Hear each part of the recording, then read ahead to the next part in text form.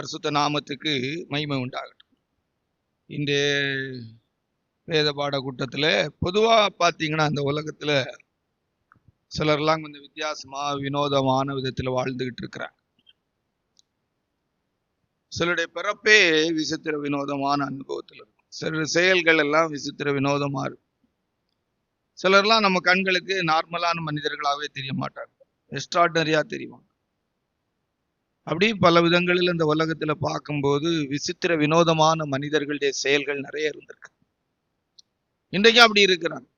ஒரு விளையாட்டு துறை எடுத்து பார்த்தா அதுல விசித்திர வினோதமான விதத்துல செயல்படுகிறவர்களை பார்க்க முடியும். எந்த துறையை எடுத்து பார்த்தாலும் சரி, நல்ல விஷயத்திலும் சரி கெட்ட விஷயத்திலும் சரி, விசித்திர வினோதமான செயல்களோடு காணப்படும். நம்மளால அதை செய்துக்கிடவே முடியாது. அப்படிப்பட்ட விதத்துல வாழ்கிறவங்க இருக்கிறாங்க. எவ்வளவு அன்புள்ள பெற்றோருக்கும் நல்ல தாய் தகப்பனுக்கும் கேடான விதத்துல செயல்படுகிற பிள்ளைகளுக்கு, எவ்வளவு கேடான விதத்துல இருக்கிற பெற்றோருக்கும் நல்ல ரொம்ப விசித்திரமான அனுபவங்கள்ல இருக்கும். அந்த லைஃப் ஸ்டைலை பார்த்தாலே, செயல்கள் கிரியைகளை பார்த்தா ரொம்ப விசித்திரமா வினோதமா இருக்கும். நம்மளால அதை யோசித்துக்கிடவே முடியாது. ஒன்னு சொல்லலாம், குருடான தாய் தகப்பனுக்கு நல்ல கண் பார்வை உள்ள பிள்ளை என்ன செய்கிறோம்? நல்ல கண் பார்வை உள்ள பெற்றோருக்கு குருடான ஊமையான பிள்ளைகள் பெறும் மாதிரி வேத உலகத்திலே பார்த்தா விசித்திர வினோதமான விதத்தில் உள்ள மனிதர்கள் அநேகர் இருக்கிறாங்க. ஒரு காலத்துல லில்லிபுட் அப்படின்னு சொல்லக்கூடிய குள்ள மனிதர்கள் மாதிரி இருந்திருக்கிறாங்க, அப்படியெல்லாம் சொல்றாங்க. இப்பவும் குள்ளமான மனிதர்கள் இருக்கா. நம்ம இப்போ கல்வராயன் மலைன்னு சொல்லக்கூடிய இடத்துல எல்லாம் போனா ரொம்ப நார்மலா ரொம்ப கட்டையானவங்க இருக்கிறாங்க. இப்போ கொஞ்சம் கொஞ்சம் பரவாயில்ல. முன்னொரு காலங்கள்ல ரொம்ப குள்ளமானவங்க இருந்திருக்கிறாங்க. இப்படி நிறைய விசித்திர வினோதமான அனுபவங்கள்ல உள்ள செயல்களோடு இப்பவும் காட்டுவாசிகள்ல சிலர்லாம் இருக்கிறாங்க. மனித மாம்சத்தை சாப்பிடுறவங்க, அவங்க மனித மாம்சம் அப்படின்னு நினைக்கிறது. இதெல்லாம் விசித்திர வினோதமானவர்களா இருக்காங்க. இன்னைக்கு வேத பாட கூட்டத்துல இதைத்தான் தியானிக்க போகிறோம். சங்கீதங்களின் புஸ்தகம் 139 14 15 வாசித்துட்டு 8வது வசனத்தை வாசிக்க போறோம். சங்கீதங்களின் புஸ்தகம் 139 14 15 வாசித்துட்டு 8வது வசனத்தை வாசிக்க போறோம். வாசிங்க. நான் பிரமிக்கத்தக்க அதிசயமாய் உண்டாக்கப்பட்டபடியால் உம்மை துதிப்பேன். உமது கிரியைகள் அதிசயமானவைகள், அது என் ஆத்துமாவுக்கு நன்றாய் தெரியும். நான் ஒளிப்பிடத்திலே உண்டாக்கப்பட்டு பூமியின் தாழ்விடங்களிலே விசித்திர வினோதமாய் உருவாக்கப்பட்ட போது என் எலும்புகள் உமக்கு மறைவாய் இருக்கவில்லை.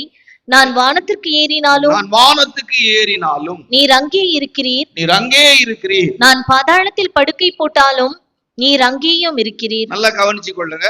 ஏன் இந்த வசனத்தை எடுத்தோங்கிறது இப்ப உங்களுக்கு புரிஞ்சிருக்கும்.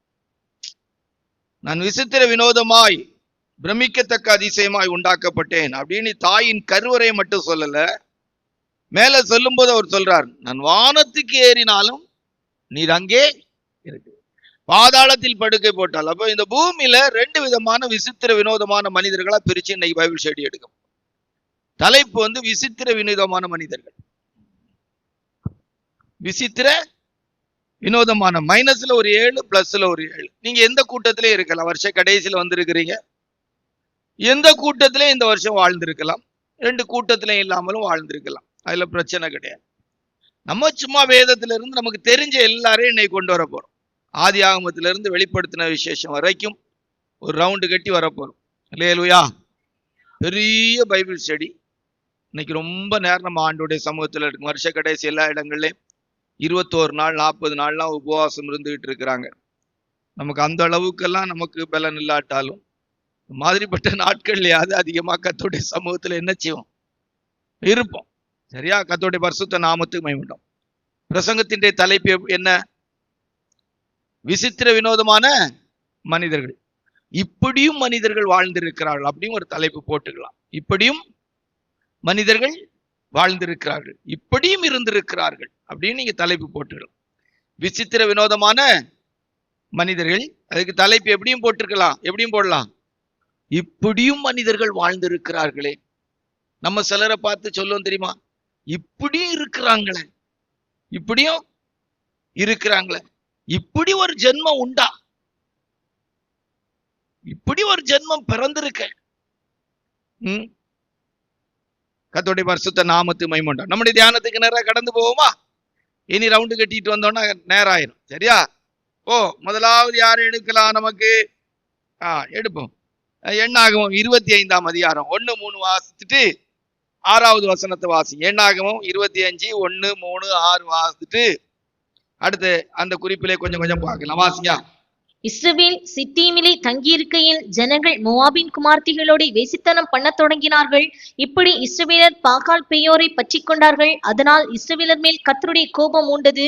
அப்பொழுது மோசேயும் இஸ்ரவேல் புத்திரராகிய சபையார் அனைவரும் ஆசரிப்பு கூடார வாசலுக்கு முன்பாக அழுது கொண்டு நிற்கையில் அவர்கள் கண்களுக்கு முன்பாக இஸ்ரவேல் புத்திரரில் ஒருவன் ஒரு மீதியானிய ஸ்திரீயை தன் சகோதரரிடத்தில் அழைத்துக் கொண்டு வந்தான். கர்த்தருடைய பரிசுத்த நாமத்தை மகிமைப்படுத்த. விசித்திர வினோதமான மனிதர்கள் பாருங்க.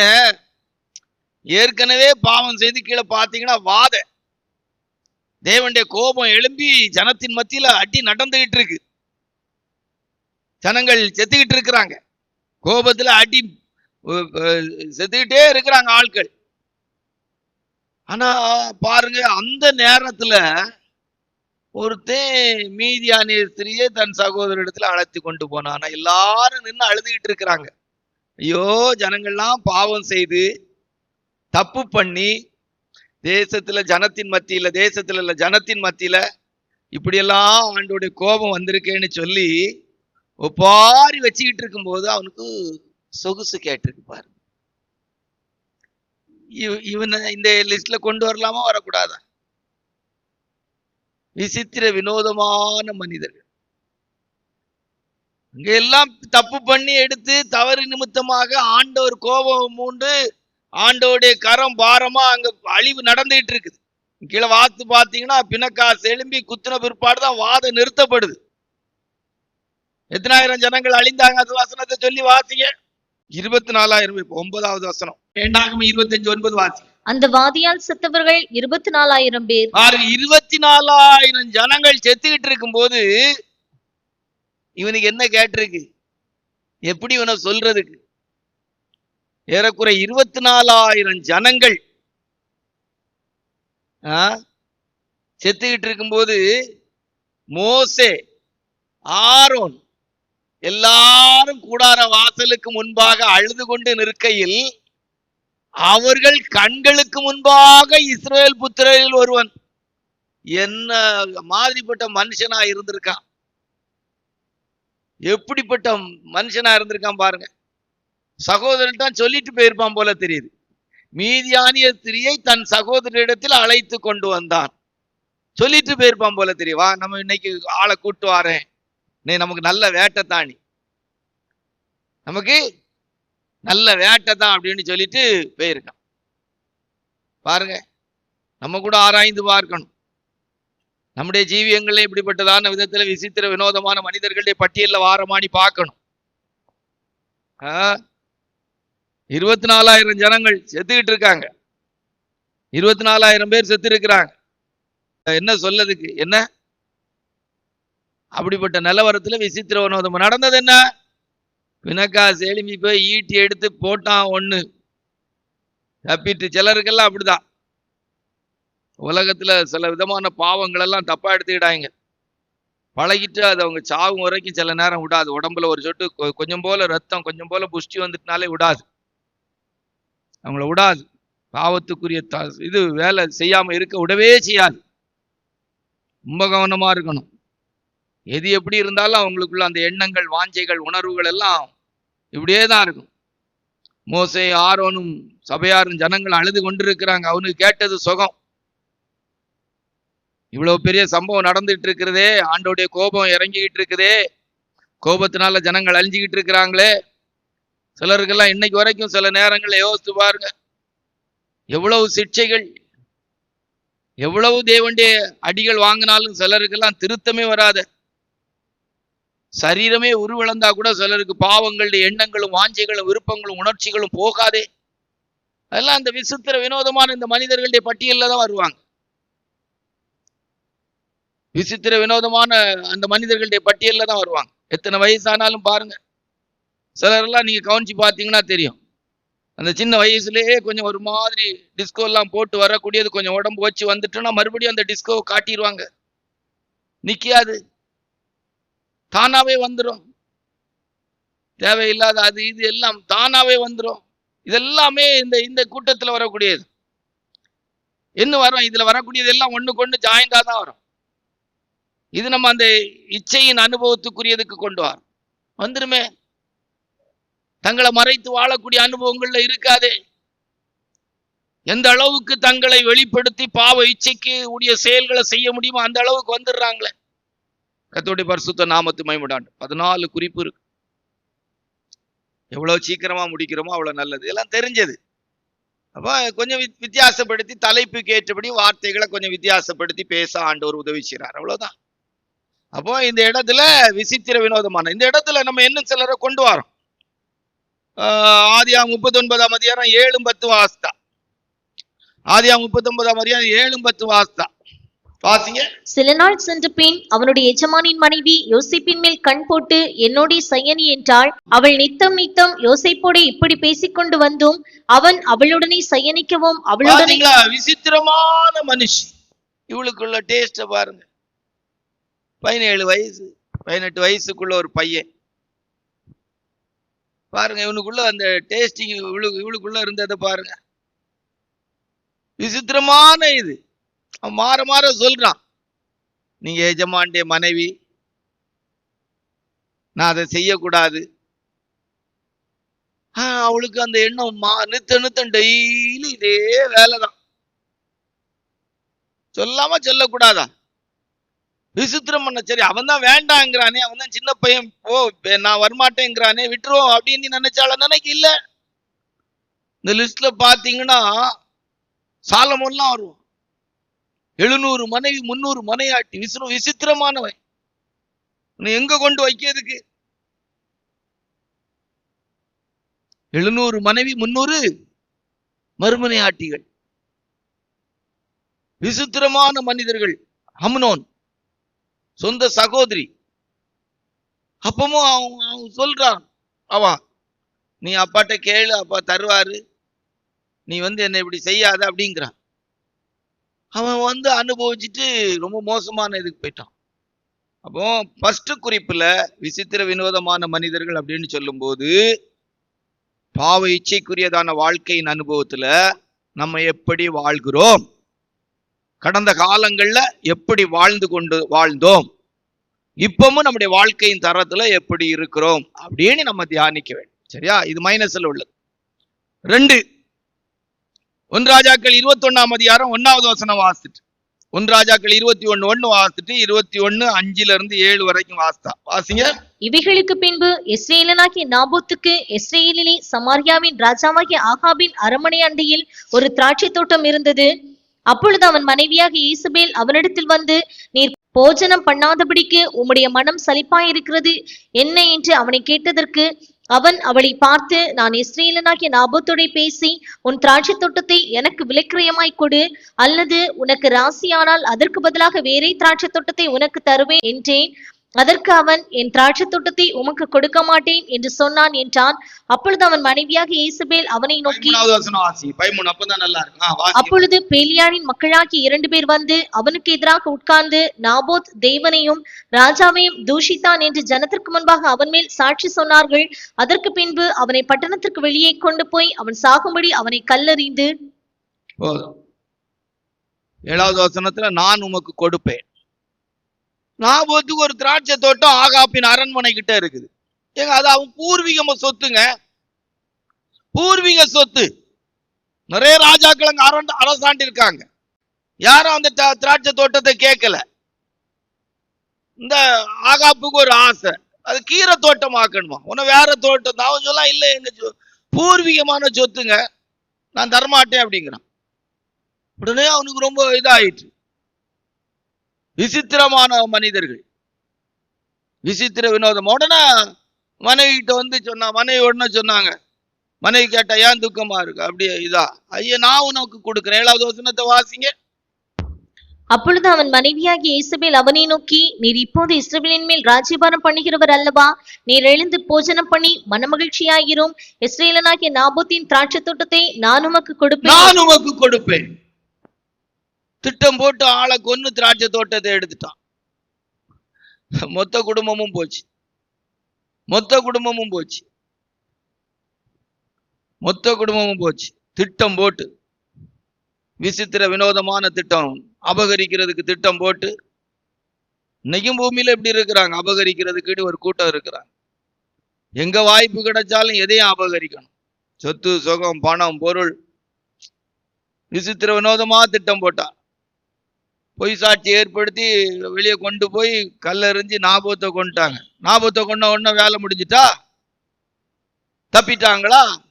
எலியா வந்து கரெக்டா ஆகாபோ தூக்கிட்டான். ஏய், நாபோத்தின் ரத்தத்தை நாய் நக்குன இடத்துல ஓர் ரத்தத்தை நாய் நக்கும். ஆகாபுக்கு சோர்ல நீர் விடுற நாய் வரைக்கும் இருக்காது. விசித்திர வினோதமான திட்டத்தை போட்டு வேலையை செய்தா. வேதத்துல வாசிக்கும் போது மார்க்கு மதியானம் 24-29 வாசிக்கும் போது அங்கே ஏரோதியாள் ஒரு திட்டத்தை போட்டு யோவான் ஸ்நானனுடைய தலையை கொண்டு வர சொல்றா. ஏரோது தன்னுடைய சகோதரனாய் பிலிப்பின்டே மனைவி ஏரோதியாளை எடுத்த உடனே யோவான் ஸ்நானன் நேரடியா போய் கண்டிக்கிறார். உடனே ஏரோதியாள் வன்மம் வச்சு 19வது வசனத்துல ஏரோதியாள் வன்மம் வைச்சா. 24வது வசனத்துல ஏரோதியாளுடைய மகள் டான்ஸ் ஆடி ஏரோத வசீகரப்படுத்தி ஏரோது மயங்கி நீ என்ன கேட்டாலும் தாரேன்னு சொன்ன உடனே தாயார்கிட்ட போய் கேட்டா தாயார் சொல்றா யோவான் ஸ்நானனுடைய தலை வேணும்னு சொல்லி. திட்டங்கள் பாருங்க, எவ்வளவு பெரிய மோசமான திட்டம் பாருங்க. வாசிங்க அந்த வசனத்தை.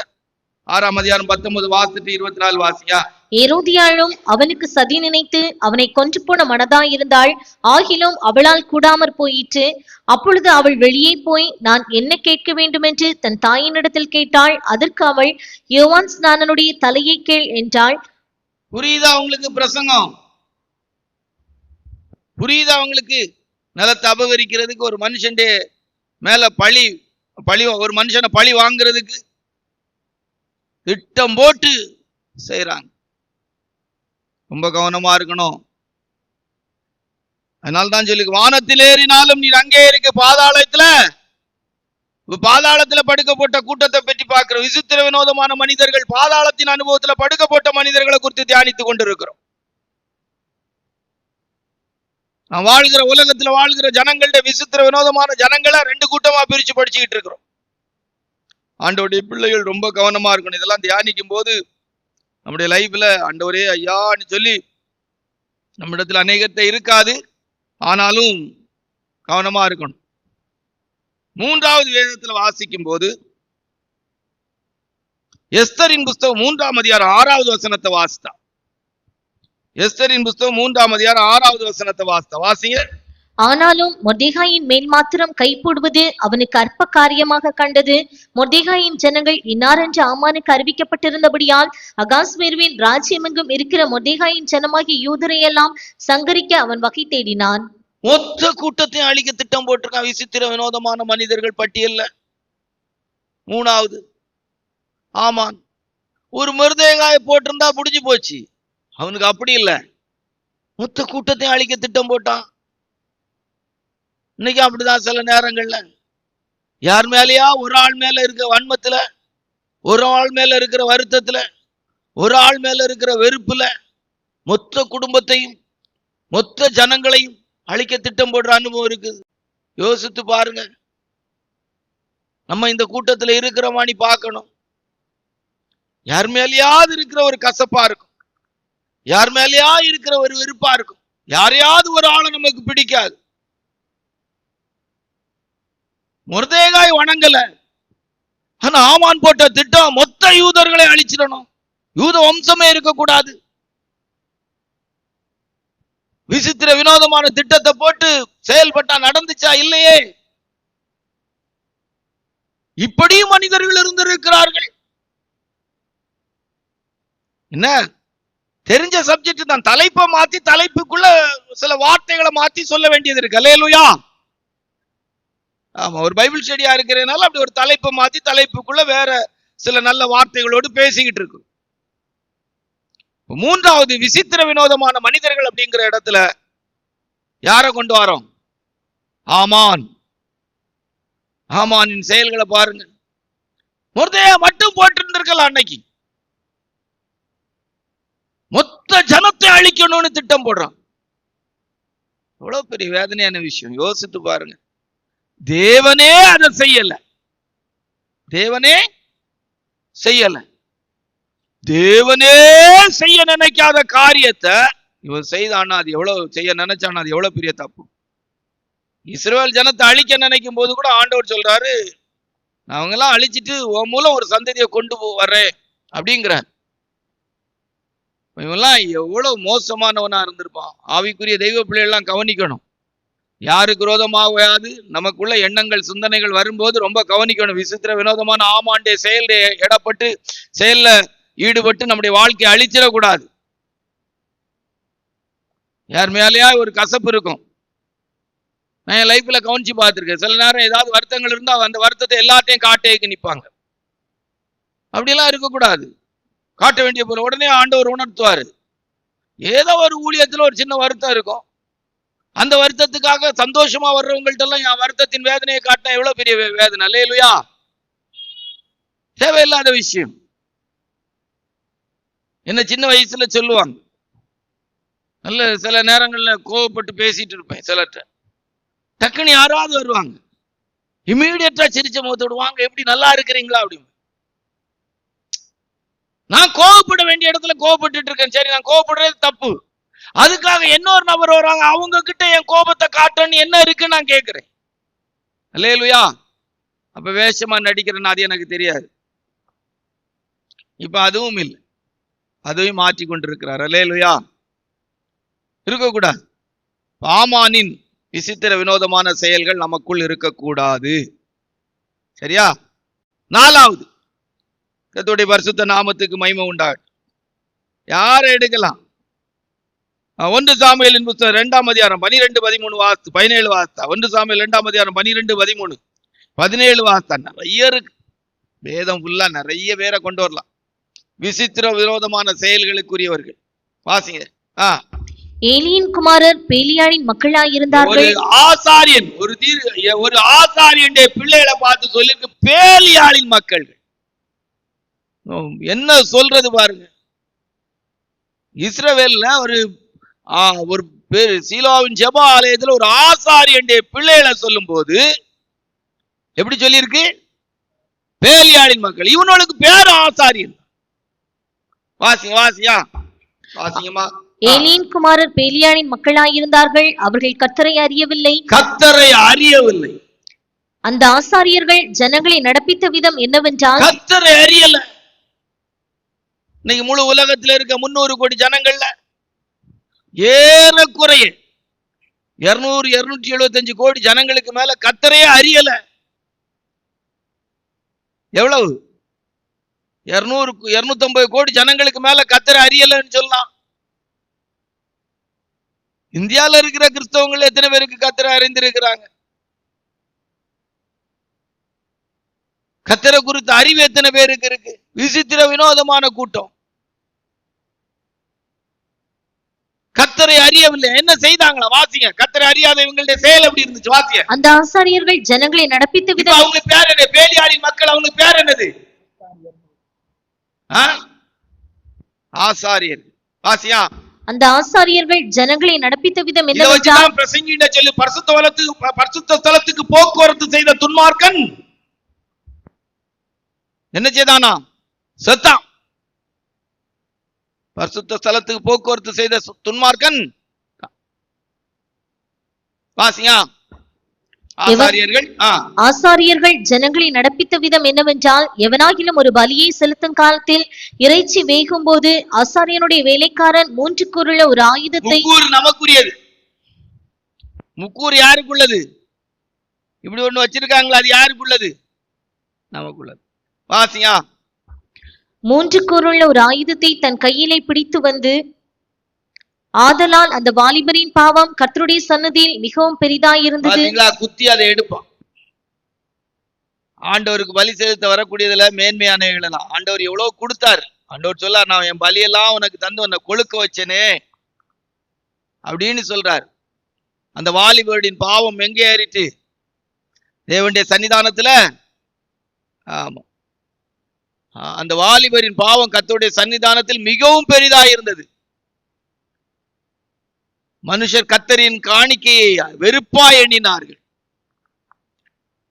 இன்னைக்கு அப்படிதான். இதெல்லாம் ஊழியக்காரர்களுக்குரியது. ரொம்ப பயபக்திக்குரியவளா நாங்க இருக்கணும். எல்லாம் பார்க்கும்போது கர்த்தருடைய ஊழியர்கள் எல்லாம் ரொம்ப கவனமா ஜாக்கிரதையா இருக்கணும். ரொம்ப கவனமா ஜாக்கிரதையா இருக்கணும். ஏலியுடைய பிள்ளைகள் விசித்திர வினோதமான செயல்களை செய்தாங்க. செத்தான். ஏலி பிடரி முறிஞ்சு செத்தான். அவனுடைய வம்சமே இல்லை. ஆவிக்குரிய தெய்வ பிள்ளைகள் ரொம்ப கவனமா ஞானமா வருஷ கடைசியில வந்திருக்கிறோம். வானத்துக்கு ஏறினால் அங்கே இருக்கிறீர், பாதாளத்தில் படுக்கை போட்டாலும் அங்கே உடைய கை என்னை பிடிக்கும். 4வது குறிப்பில் ஏலியும் ஏலியுடைய பிள்ளைகளும் விசித்திர வினோதமான. ஏலி பிள்ளையை வளர்க்கும் போது கர்த்தர் அறிகிற அறிவுல வளர்க்கல. பிள்ளைகள் தேவன் அறிகிற அறிவின் அனுபவத்துல நடந்து கொள்ளல. ஆலயத்துல சொல்லியிருக்கு, வித்தியாசமான வார்த்தைகள்லாம் சொல்லியிருக்கு. கர்த்தருடைய பரிசுத்த நாமத்துக்கு மகிமை உண்டாகட்டும். 5 வேதத்துல வாசிக்கும் போது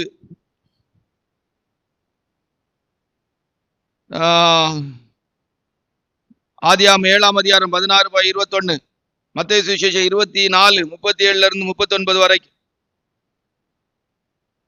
ஆதியாகமம் 7:16-21, மத்தேயு சுவிசேஷம் 24:37-39. தேவன் அவனுக்கு கட்டளையிட்டபடியே ஆணும் பெண்ணுமாக சகலவித மாம்ச ஜந்துக்களும் உள்ளே பிரவேசித்தன. அப்பொழுது கர்த்தர் அவனை உள்ளே விட்டு கதவை அடைத்தார். 21வது வசனம். அப்பொழுது மாம்ச ஜந்துக்களாகிய பறவைகளும் நாட்டு மிருகங்களும் காட்டு மிருகங்களும் பூமியின் மேல் ஊறும் பிராணிகள் யாவும் எல்லா நரஜீவன்களும் பூமியின் மேல் சஞ்சரிக்கிறவைகள் யாவும் மாண்டன. இல்ல என்ன இருக்கு? விசித்திர வினோதமான மனிதர்கள் அப்படிங்கிறதுல என்ன இருக்கு? மத்தேயு சுவிசேஷம் 24:37-39 வரைக்கும் வாசித்தா. மத்தேயு சுவிசேஷம் 24:37-39 வரைக்கும் வாசித்தா. வாசிங்க. நோவாவின் காலத்தில் எப்படி நடந்ததோ அப்படியே மனுஷகுமாரன் ஆண்டவராய் இயேசுப்பா வரும்போது இது போலதான் நடக்குமா? 100 வருஷம் பிரசங்கம். நோவாவின் காலத்துல 100 வருஷம் பிரசங்கம். ஏறக்குறை 500 வயதுக்கு மேல பிரசங்கத்தை ஆரம்பிச்சு ஏறக்குறைய 90-100 வருஷம் பிரசங்கம். விசித்திர வினோதமான ஜனங்கள். ஒரு ஜனம் கூட மனம் திரும்பல, ஒரு ஜனம் கூட உணர்வடையல. அந்த மத்தேயு சுவிசேஷம் 24ஆம் அதிகாரத்துல 37-39 வரைக்கும் வாசித்து பாருங்க. நோவாவின் காலத்தில் எப்படி நடந்ததோ அப்படியே மனுஷகுமாரன் வரும் காலத்திலும் நடக்கும். எப்படி எனில் ஜலப்பிரளயத்துக்கு முன்னான காலத்திலே நோவா பேழைக்குள் பிரவேசிக்கும் நாள் வரைக்கும் ஜனங்கள் புசித்தும் குடித்தும் பெண் கொண்டும் பெண் கொடுத்தும் ஜலப்பிரளயம் வந்து அனைவரையும் வாரிக்கொண்டு போக மட்டும் உணராதிருந்தார்கள். ஒரே கல்யாணமும் பிள்ளை பெறுதலும் ஒரே கொண்டாட்டம் தான். மனுஷன் குமாரன் வரும் காலத்துல இதான் நடக்கும்னு சொல்லியிருக்கு. எத்தனை வயசுல 40 வயசு 45 வயசு ஆனாலும் கல்யாணத்தை சுத்திட்டு திரியாங்க. வயசு போச்சு, இனியாவது ஆண்டவருக்காக பரலோகத்துக்குரிய வாழ்க்கையை வாழ்வோன்னு நினைக்க விருப்பப்படல. இது ஒண்ணுமா வாழ்க்கைன்னு எனக்கு தெரியல. கல்யாணம் பண்ணாண்டாங்கிறதுக்கு சொல்லல.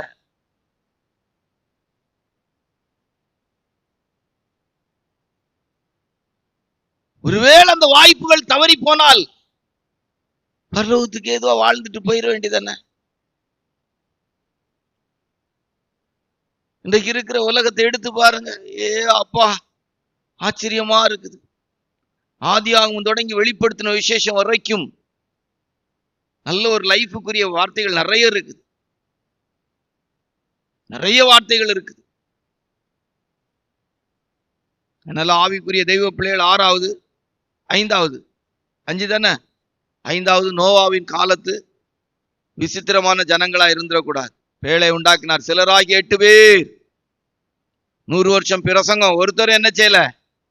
அன்றைக்கு பிரசங்கம் கேட்ட முதல் நபர் பேழை மழை வந்து பேழையின் கதவு அடைக்கப்பட்டு மழை வந்து அழி வரைக்கும் உயிரோடு இருந்தான். ஆனா அன்றைக்கெல்லாம் ஈஸியா ஒன்றும் சாக்காலம் வராது. 100 வருஷம் நோவாவுடைய பிரசங்கத்தை கேட்டு மனம் திரும்பல. 100 வருஷம் பிரசங்கத்தை கேட்டு உணர்வடையல. கிறுக்குத்தனமா நினைச்சிருப்பாங்க. பைத்தியகாரத்தனமா பேசியிருப்பாங்க. கர்த்தருடைய பரிசுத்த நாமத்துக்கு மகிமை உண்டாகட்டும். 6வது வேதத்துல வாசிக்கும் போது விசித்திர வினோதமான மனிதர்களுடைய கூட்டத்துல யாரை கொண்டு வாரன்னா நன்றி இல்லாத ஜனங்களை கொண்டு வார். வாசிங்க ஓசியாவுடைய புஸ்தகம் 13:6, ஓசியா 4:7, உபாகம் 32:18-15, ஓசியா 13:6, ஓசியா 4:7, உபாகம் 32:18-15. வாசிங்க. தங்களுக்கு இருந்த மேய்ச்சலினால் திருப்தியானார்கள். தங்களுக்கு இருந்த மேய்ச்சலினால் திருப்தியான பின்பு அவர்கள் இருதயம் மேட்டிமையாயிற்று, அதனால் என்னை மறந்தார்கள். நண்டு கொளுத்தா கிடக்காது. நான் நிறைய பேரை கவனிச்சிருக்கிறேன், ஊழியக்காரர்களையும் கவனிச்சிருக்கேன், என்னே வேணா கவனிச்சிருக்கேன்னு கூட சொல்லலாம். கொஞ்சம் அப்படி ஒரு மாதிரி ஒரு இது வந்துட்டுனா போதும், இருக்காத அந்த ஆளு சிலாவரிசை காட்டிடும். விசுவாசிகளும் சரி ஊழியக்காரங்களும் சரி ஒரு மாதிரி ஒரு சிலாவரிசை வந்ததெல்லாம் மறந்துடுவாங்க, இருந்ததெல்லாம் மறந்துடுவாங்க, பழையதெல்லாம் போயிடும். தங்களுக்கு இருந்த மேய்ச்சலினால் திருப்தியான பின்பு இருதயம் என்ன செய்துட்டு மேட்டி ஆயிற்று. பூர்வ இல்ல குறிகளை மாற்றிடக்கூடாது. அல்லேலூயா. ஆமா, ரொம்ப கவனமா இருக்கணும். ரொம்ப கவனமானா ரொம்ப கவனமா இருக்கணும். அடுத்தது வாசிங்க, ஓசியா 4:7 வாசிங்க. அவர்கள் எவ்வளவாய் பெருகினார்களோ அவ்வளவாய் எனக்கு விரோதமாய் பாவம் செய்தார்கள். எவ்வளவாய் பெருகினார்களோ அவ்வளவாய் பாவம் செய்தார்கள். சிலருக்கெல்லாம் பெத்த அப்பா அம்மாவை விட சோறு போட்டு வளர்த்து ஆளாக்கி வச்சிருப்பாங்க. அவங்கள விட என்னைக்காவது ஒருத்தன் பல்ல காட்டிட்டு தெரியும். அவனுக்கும் அதே மாதிரி தான், எவ்வளவு எடுத்து இப்படி ஒரு மாதிரி சிரிப்பிட்டு திரிவான். பார்த்த உடனே ஒரு மாதிரி தான். அப்பா அம்மா பாசத்தை விட அம்மா அப்பா ஆதரவை விட இது நாள் சோறு போட்டாங்களே, வளர்த்தாங்களே, இவ்வளவு நம்மள கஷ்டப்பட்டாங்களே, அதெல்லாம் மறந்துடும். எல்லாம் மறந்துடும். நன்றி கெட்டவங்க, நன்றி அறியாதவர்கள். எப்படிப்பட்டவங்க? நன்றி அறியாதவர்கள். சின்ன சோத்துக்கே இது பண்றது போல. எவ்வளவு கஷ்டப்பட்டிருப்பாங்க, எவ்வளவு வளர்த்திருப்பாங்க, எவ்வளவு பாசமா நம்ம மேல இருக்கிறாங்க. என்ன பல்ல காட்டுறதுக்கு கீழ்ப்படியலாமா? பல்ல காட்டுறதுக்கு வசீகரத்துக்கு ஒப்பு கொடுக்கலாமா? தங்களுக்கு அவர்கள் எவ்வளவாய் பெருகினார்களோ. 1 ராஜாக்களின் புஸ்தகத்துல வாசிக்கும் போது 3ஆம் அதிகாரம் 12வது வசனத்தை வாசித்தா, 3ஆம் அதிகாரம் 12வது வசனத்தை வாசித்தா, உன் வார்த்தைகளின்படி செய்தேன், ஞானமும் உணர்வும் உள்ள இருதயத்தை உனக்கு தந்தேன், இதிலே உனக்கு சரியானவன் உனக்கு முன் இருந்ததும் இல்லை, உனக்கு சரியானவன் உனக்கு பின் எழும்புவதும் இல்லை. என்ன அருமையான வார்த்தை பாருங்க. ஆனா வேதம் சொல்லுது, அந்த அவனுடைய லைஃப்ல பாத்தீங்கன்னா 11ஆம் அதிகாரத்துல வரும்போது 9வது வசனத்தை வாசிங்க. ஆகையால் இஸ்ரவேலின் தேவனாகிய கர்த்தர் சாலமோனுக்கு 2 விசை தரிசனமாகி அந்நிய தேவர்களை பின்பற்ற வேண்டாம் என்று கட்டளையிட்டிருந்தும் அவன் கர்த்தரை விட்டு தன் இருதயத்தை திருப்பி. 3ஆம் வசனத்தை வாசிங்க. அவனுக்கு பிரபுக்கள் குலமான 700 மணியாட்டிகளும் 300 மறுமணியாட்டிகளும் இருந்தார்கள். அவனுடைய ஸ்திரீகள் அவன் இருதயத்தை வழுவி போக பண்ணினார்கள். 2 முறை தரிசனமான பிற்பாடு கூட கீழ்ப்படி. நன்றி உள்ள இருதயம் இல்லை. உனக்கு முன்னாலே இருக்க மாட்டான், உனக்கு பின்னாலே இருக்க மாட்டான். ஆண்டவர் அவனை பார்த்து, தேவனாகிய கர்த்தர் அவனை பார்த்து சொன்ன வார்த்தை, அவனுக்கெல்லாம் நன்றியே கிடையாது. நம்ம எல்லாம் ரொம்ப கவனமா இருக்கணும். விசித்திர வினோதமான மனிதர்கள் எவ்வளவு நன்றியா வாழ்ந்திருக்கணும். இஸ்ரவேல் ஜனத்தை 400 வருஷம் அடிமைத்தனத்திலிருந்து விடுதலையாக்கி வனாந்திரத்துக்கு கொண்டு வந்து தூதர்களுடைய அப்பமாகிய மன்னாவை கொடுத்து கால் வீங்காம வஸ்திரம் பழதாகாம கண்மலையின் தண்ணீர் குடிச்சு வனாந்திரத்துல ஆச்சரியமா இரவுல அக்னி ஸ்தம்பம், பகல்ல மேக ஸ்தம்பம், ஏசி அனுபவத்துல நான் அருமையா ஆண்டவர் நடத்திட்டு இருந்திருக்கிறாங்க. இன்னைக்கு நம்முடைய வாழ்க்கையில இப்படிதான் யோசிக்க வேண்டியது இருக்கு. என்ன இருந்தும் நன்றி கிடையாது, முறுமுறுப்பு இருக்கிறது. எதுவும் பெருசா தெரியுது. என்ன கடாச்சி, என்ன கடாச்சி, என்ன வேணுமா சொல்லலன்னா தேவைன்னு எதிர்பார்க்கிற எல்லாம் என்னன்னு சொல்ல அருவருப்பா இருக்கு. என்ன இல்ல, என்ன வேணும்னு கேட்டீங்கன்னா அதுக்கு சொல்லக்கூடிய ஆன்சரை கேட்டா காரி துப்பலாம் போல இருக்கும். என்ன இல்ல, போதும் அப்படின்னு ஒரு பிரசங்கம் இருக்குது. போதும், வாழ்நாட்கள் போதும், எனக்கு இருக்கிற வசதிகள் போதும், நல்ல பரிசுத்தவான்களுடைய ஐக்கியம் இருந்தா போதும் போதும் அப்படின்னு ஒரு பிரசங்கம் இருக்குது. கிடந்து புடைச்சிட்டு வரோம், நிக்காது. எதுக்குன்னு பாத்தீங்கன்னா, கூட்டி கழிச்சு பாத்தீங்கன்னா ஒரு அருவருப்பான ஒண்ணுக்கு கிடந்து புடைச்சுக்கிட்டே வரும். அது வேணும், அது வேணும், அது வேணும், அது வேணும், அது இல்ல, அது இல்ல, இருக்கிறது எதுவும் தெரியாது. எவ்வளவு பெரிய ஆசீர்வாதம்! உயிரோடு இருக்கிறதே பெரிய கிருபை. அல்லேலூயா. உபாகமத்துல வாசிக்கிறோம் 32:8 யசூரன் கொழுத்து போய் 18 வாசிட்டு 15 வாசிங்க. உன்னை ஜெனிப்பித்த கண்மலையை நீ நினையாமற் போனாய், உன்னை ஜெனிப்பித்த கண்மலையை நினையாமற் போனாய், உன்னை பெற்ற தேவனை மறந்தாய், உன்னை பெற்ற தேவனை மறந்தாய். யசூரன் கொழுத்து போய் உதைத்தான், கொழுத்து ஸ்தூலித்து நினம் துணின போது. ஆமா, போதும், கொழுத்து போய் உதைத்தான். எங்க கொண்டு வச்சிருக்கிறார்? உளையான சேற்றிலும் பயங்கரமான குழியில இருந்து எடுத்து கண்மலை மேல நம்முடைய கால்களை உறுதிப்படுத்தி வச்சிருக்கார். அல்லேலூயா. மனுஷன் உலகம் முழுவதையும் ஆதாயப்படுத்தி கொண்டால் தன் ஆத்மாவை நஷ்டப்படுத்தினால் அவனுக்கு லாபம் என்ன? ஒரு பாவி 100 வருஷம் உயிரோடு இருந்து என்ன பிரயோஜனம்? பிள்ளைகளை பெற்று மருமக்களை பெற்று வாழ்ந்து அவன் பரலோகத்துக்கு போலனா என்ன லாபம்? ஆதாமின் சந்ததின்னு சொல்லப்பட்டிருக்கு.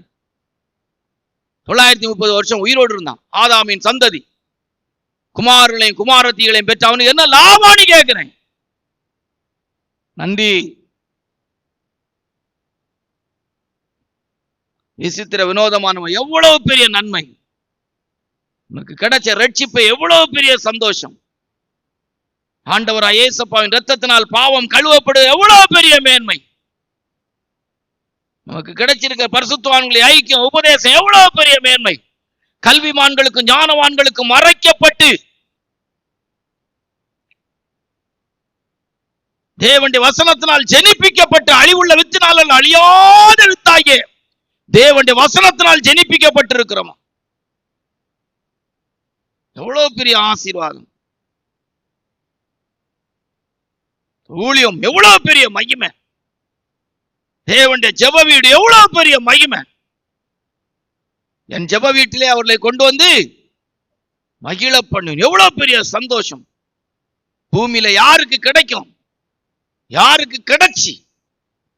ஊருக்கு 1, வம்சத்துக்கு 2 பேரா? எவ்வளவு நன்றி சொல்லணும்! 24 மணி நேரமும் துதியும் ஸ்தோத்திரமான அனுபவத்தில் இருக்கு. சியோனிலே துதியானது அமைந்து காத்திருக்கிறது. எவ்வளவு பெரிய மகிமை! 7 விசித்திர வினோதமான மனிதர்கள். 6வது நன்றி இல்லாத கூட்டம். வெளிப்படுத்தல் 9ஆம் அதிகாரம் 20, 21. வெளிப்படுத்தின விசேஷம் 16ஆம் அதிகாரம் 9, 11. வெளிப்படுத்தல் 9, 20, 21. வெளிப்படுத்தல் 16ஆம் அதிகாரம் 9, 11. வாசியா. அப்படி இருந்தும் அந்த வாதிகளால் கொல்லப்படாத மற்ற மனுஷர்கள் பேய்களையும் பொன் வெள்ளி செம்பு கல் மரம் என்பவைகளால் செய்யப்பட்டவைகளாயும் காணவும் கேட்கவும் நடக்கவும் மாட்டாதவர்களாய் இருக்கிற விக்கிரகங்களையும் வணங்காதபடிக்கு தங்கள் கைகளின் கிரியைகளை விட்டு மனம் திரும்பவும் இல்லை. தங்கள் கொலைபாதகங்களையும் தங்கள் சூனியங்களையும் தங்கள் வேசித்தனங்களையும் தங்கள் களவுகளையும் விட்டு மனம் திரும்பவும் இல்லை. அடுத்த வசனம் 16ஆம் அதிகாரம் 9, 11. அப்பொழுது மனுஷர்கள் மிகுந்த உஷ்ணத்தினாலே தகிக்கப்பட்டு இந்த வாதிகளை செய்ய அதிகாரமுள்ள தேவனுடைய நாமத்தை தூஷித்தார்களே அல்லாமல் அவரை மகிமைப்படுத்த மனம் திரும்பவில்லை. தங்கள் வருத்தங்களாலும் தங்கள் புண்களாலும் பரலோகத்தின் தேவனை தூஷித்தார்களே அல்லாமல் தங்கள் கிரியைகளை விட்டு மனம் திரும்பவில்லை. தங்கள் கிரியைகளை விட்டு மனம் திரும்பவில்லை. 7 என்ன நடந்தாலும் சரி, எப்படி நடந்தாலும் சரி, எவ்வளவு இதானாலும் சரி, விசித்திர வினோதமான மனிதர்கள் வெளிப்படுத்துற விசேஷத்துல என்ன வந்தாலும் சரி, நான் சிவடங்காலில் சங்கூதினேன். உங்களெல்லாம் பிரசங்கத்துல சொல்லல. யோசித்து பாருங்க. எந்த காரியம் எப்படி நடந்தாலும் சரி, எவ்வளவு சிக்ஷைகள், எவ்வளவு மனம் திரும்ப மனதே இல்லை. ரைட்டா? விசித்திர வினோதமான மனிதர்கள்ல யாரெல்லாம் எப்படியெல்லாம் இருந்தாங்க, இதுல நம்மள நிறைய பேர் வருவோம். சரியா? வருவோமா? பார்ப்போம். இது நமக்குரியது. சரியா? ஆதியாகமம் 22ஆம் அதிகாரம் 1, 2, 12 வசனம் ரொம்ப குறைவா எடுப்போம், ஆனா நிறைய கருத்து சொல்ல வாய்ப்பு இருக்கு. வாய்ஸிங். இந்த காரியங்கள் நடந்த பின்பு தேவன் ஆபிரகாமை சோதித்தார். எப்படியெனில் அவர் அவனை நோக்கி, ஆபிரகாமே என்றார். அவன், இதோ அடியேன் என்றான். அப்பொழுது அவர், உன் புத்திரனும் உன் ஏகசுதனும் உன் நேசகுமாரனுமாகிய ஈசாக்கை நீ இப்பொழுது அழைத்துக் கொண்டு மோரியா தேசத்துக்கு போய் அங்கே நான் உனக்கு குறிக்கும் மலைகள் ஒன்றின் மேல் அவனை தகன பலியாக பலியிடு என்றார். அப்பொழுது அவர், பிள்ளையாண்டான் மேல் உன் கையை போடாதே, அவனுக்கு ஒன்றும் செய்யாதே. நீ அவனை உன் புத்திரன் என்றும் உன் ஏகசுதன் என்றும் பாராமல் எனக்காக ஒப்புக் கொடுத்தபடியினால் நீ தேவனுக்கு பயப்படுகிறவன் என்று இப்பொழுது அறிந்திருக்கிறேன் என்றார். கீழ்ப்படிதல்ல விசித்திர வினோதமான மனிதர்கள் எவ்வளவு பேரை சொல்லலாம் வேதத்திலிருந்து. ஆபிரகாம்கிட்ட கூப்பிட்ட போதே போகிற இடம் தெரியாது, இப்ப இடத்த சொல்லி பிள்ளையை கொண்டு பலி செலுத்துங்கிறான். என்னாலெல்லாம் கிரகிக்கவே முடியாத சம்பவங்கள்ல இது ஒண்ணு. சொந்த மகனை ஒரு தெய்வ மனுஷன் சொல்லும் போது சொல்றாரு, தேவன் கொடுக்காததை கேட்க மாட்டார், தேவன் கொடுத்ததை கேட்பாரு, ஆனா எடுக்க மாட்டார். தேவன் கொடுக்காதத, தேவனுடையது அல்லாததை தேவன் என்ன செய்ய மாட்டாராம்? கேட்க மாட்டாராம். தேவன் கொடுத்ததை கேட்கிறதா இருக்கும், ஆனா அதை அவர் என்ன செய்ய மாட்டாராம்? எடுக்க மாட்டார். ஆபிரகாமுக்கு தேவன் கொடுத்தது யாரு? ஈசாக்கு. கேட்டார், எடுக்கல. ஆனா அவன் மனப்பூர்வமா கொடுக்கறதுக்கு கீழ்ப்படுதான். விசித்திர வினோதமான மனிதர்கள்ல கீழ்ப்படிந்த எத்தனை பேரை சொல்ல முடியும்? சீசர்களை பார்த்து என்னை பின்பற்றி வாங்கன்னு சொன்னாங்க. எங்க படகிடகெல்லாம் விட்டுட்டு அன்னைக்குள்ள மீனை கூட விற்காம அவங்க புறப்பட்டு வந்தாங்க. எல்லாம் வறுத்து விட்டுட்டு புறப்படுறது அவங்களுக்கு ஈஸியா இருந்துச்சு. பரிசுத்த பவுல பார்த்து ஆண்டவர் சொல்றாங்க, சவுலே சவுலே நீ துன்பப்படுத்துற ஏசு நானேன்னு சொல்றாரு. ஆண்டவரே நான் என்ன செய்ய சித்தமா இருக்கிறேன், மாம்சத்தோட ரத்தத்தோட ஆலோசனை பண்ணல. வாழ்க்கையின் கீழ்ப்படி எலிசாவின் மேல எலியா சால்வையை போடுறாருங்க. இமீடியட்டா அங்க ஒரு சாப்பாடை போட்டு புறப்பட்டு வந்துட்டாரு. சால்வை போட்ட உடனே பின்னுக்கு வந்துட்டு தான் கேட்கிறாரு, ஒரு சாப்பாடு போட்டு வரட்டுமான்னு சொல்லி கேட்கிறாங்க. யோசித்து பாருங்க. மரியாள்கிட்ட தூதன் பேசுறாங்க, நியமிக்கப்பட்டிருக்கிறாங்க. ஏன் ஆலோசனை சொல்லக்கூடாதா? ஐயா எனக்கு நிச்சயதார்த்தம் போட்டிருக்கு, எனக்கு நிச்சயதார்த்தம் போட்டிருக்கு. இங்க இருக்கிற யாரையாவது, நம்ம எத்தனையோ முறை பிரசங்கத்துல சொல்லியிருக்கோம், இங்க இருக்கிற யாருக்கிட்டையாவது ராத்திரி இல்ல ஒரு காலையில தூதன் தோன்றி, மகளே கிருபை பெற்றவளே, பரிசுத்த ஆவியானோர் மேல் நிழலிடுவார், நீ 26ல ஒரு குழந்தையை பெற்றெடுப்பாய் அப்படின்னு சொன்னா இங்க இருக்கிறதுல யார் ஏத்துக்குவாங்க? இல்ல எவ்வளவு எனக்கு யோசிக்கவே ஆச்சரியமா இருக்குது. மரியாளுக்கு இருந்த கிருபை இல்ல, உண்மையிலே கேட்கிறேன், இங்க இருக்கிறதுல உங்கள்கிட்ட கேட்டா நீங்க ஏத்துக்குவீங்களா? உங்கள்கிட்ட கேட்டா நீங்க ஏத்துக்குவீங்களா? உங்கள்கிட்ட கேட்டா, ஒருவேளை இந்த பிரசங்கங்கள்லாம் கேட்டுக்கிட்டே இந்த வார்த்தைகள்லாம் கேட்கறதுனால, தெய்வ தூதனா இருக்கிறதுனால, இந்த சம்பவம் எல்லாம் நடந்திருக்கிறதுனால என்ன செய்வீங்க? மனப்பூர்வமா பாக்கியமா எடுத்திருப்பீங்க. இல்லையே, வேதத்துல இதானே இது. இதுக்கு முந்தி அப்படி ஒரு சம்பவம் இல்லையே. அது ஒரு பிரசங்க தலைப்பு எடுங்க, இதற்கு முன் இப்படி சம்பவம் நடக்கவில்லை, தலைப்பு எழுதி டெவலப் பண்ணுங்க. நோவாவின் காலத்தின் மழை, அதுக்கு முன்னால என்ன செய்யல? இல்ல. மரியாளின் கர்ப்பமான அனுபவம், அதற்கு முன்னால இல்ல. சாலமோனின் ஞானம், அதற்கு முன்னால இல்ல. எழுதி டெவலப் பண்ணீங்க, டக்கு டக்கு டக்கு டக்கு எழுதி டெவலப். என்ன ஒரு கீழ்ப்படுதல் பாருங்க. வேதத்துல இருந்து அபிமெலேக்குன்னு ஒருத்தன் இருக்கிறான். அவன் ஒரு பிள்ளைய கூட்டு போய் அங்க வச்சிருக்கான். ராத்திரி சொப்பனத்துல ஆண்டவர் சொன்னார், உடனே கீழ்ப்படிந்தான், தொட கூட இல்லை. எவ்வளவு பெரிய கீழ்ப்படுதல் இருந்திருக்கு பாருங்க. நோவா தற்காலத்தில் காணாதவை குறித்து எச்சரிப்பை பெற்று, நோவா தற்காலத்தில் காணாததை குறித்து தேவ எச்சரிப்பை பெற்று கீழ்ப்படிந்திருக்கிறார். இன்னைக்கு நம்முடைய கீழ்ப்படுதல் எப்படி இருக்குது? விசித்திர வினோதமான மனிதர்கள். ஆபிரகாமை பார்த்து சொல்றாரு, போ மோரியா தேசத்துல கொண்டு போய் உன் பையனை பலியிடு. கூட்டு போயிட்டார. இன்னைக்கு நம்மளால அதை செய்ய முடியுமாங்கிறது யோசிக்க வேண்டிய இடம் இல்லை. என்ன அல்லேலூயா. எவ்வளவு கஷ்டம், எவ்வளவு வேதனை, எவ்வளவு பாடுகள் இருந்தாலும் ஒரு பையனை ஒரு பிள்ளையை கல்யாணம் பண்ணி கொடுக்க விரும்புறாங்களே தவிர கர்த்தருக்காக ஊழியம் செய்யற அனுப்புனா என்ன கஷ்டமா இருக்குது. என்ன அவ்வளவு ஊழியம் எல்லாம் இதா தெரியுது. கர்த்தருடைய பரிசுத்த நாமத்து மகிமை உண்டாட்டும். 2 சரியா, கர்த்தருக்கான வைராக்கியம். தானியேலின் புஸ்தகம் 3ஆம் அதிகாரம் 15-16 வாசிக்கும் போது, தானியேலின் புஸ்தகம் 3ஆம் அதிகாரம் 15-18 வரைக்கும், தானியேலின் புஸ்தகம் 6ஆம் அதிகாரம் 16 வாசிக்கும் போது வாசிங்க. இப்போதும் எக்காளம், நாகசுரம், கிண்ணரம், வீணை, சுரமண்டலம், தம்புரு முதலான சகலவித கீதவாத்தியங்களின் சத்தத்தையும் நீங்கள் கேட்கும்போது தாழ விழுந்து, நான் பண்ணி வைத்த சிலையை பணிந்து கொள்ள ஆயத்தமாயிருந்தால் நல்லது, பணிந்து கொள்ளாதிருந்தீர்களே ஆகில் அந்நேரமே எரிகிற அக்னி சூளையின் நடுவிலே போடப்படுவீர்கள். உங்களை என் கைக்கு தப்புவிக்கப் போகிற தேவன் யார் என்றான். சாத்ராக், மேஷாக், ஆபேத்நேகோ என்பவர்கள் ராஜாவை நோக்கி, நேபுகாத் நேச்சாரே, இந்த காரியத்தை குறித்து உமக்கு உத்தரவு சொல்ல எங்களுக்கு அவசியமில்லை. நாங்கள் ஆராதிக்கிற எங்கள் தேவன் எங்களை தப்புவிக்க வல்லவராய் இருக்கிறார். என்ன ஒரு வைராக்கியம். தானியேலின் புஸ்தகம் 6ஆம் அதிகாரம் 18வது வசனத்தை வாசித்தா, பின்பு ராஜா 6:16 அப்பொழுது ராஜா கட்டளையிட அவர்கள் தானியேலை கொண்டு வந்து அவனை சிங்கங்களின் கெபியிலே போட்டார்கள். ராஜா தானியேலை நோக்கி, நீ இடைவிடாமல் ஆராதிக்கிற உன் தேவன் உன்னை தப்புவிப்பார் என்றான். பத்திரத்து கையெழுத்து போட்ட பிற்பாடு கூட தானியேல் ஜெபிக்கிறத விடலங்க. ஒரு வைராக்கியம்.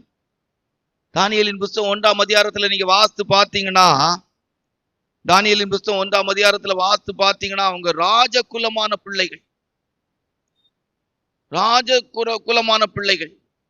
ஆனா அவனுக்கு என்ன வைராக்கியம் இருந்திருக்குன்னு நீங்க பாத்தீங்கன்னா, சாதாரண வைராக்கியம் இல்லைங்க.